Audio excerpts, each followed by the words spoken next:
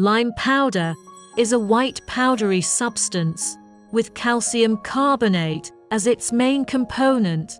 The power of the lime powder ball pressing machine comes from the electromagnetic speed regulating motor, which is transmitted to the drive shaft through the roller and the cylindrical gear reducer through the rodder pin.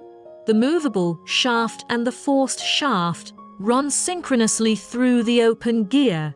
A hydraulic device is installed behind the forced bearing seat.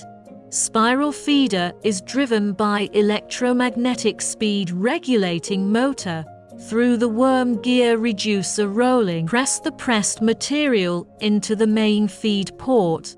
In the spiral feeder, due to the constant feeding pressure of the electromagnetic speed regulating motor, the constant feeding pressure can be maintained under the condition that the feeding amount is equal to the material required by the host machine, so that the pellet quality is stable.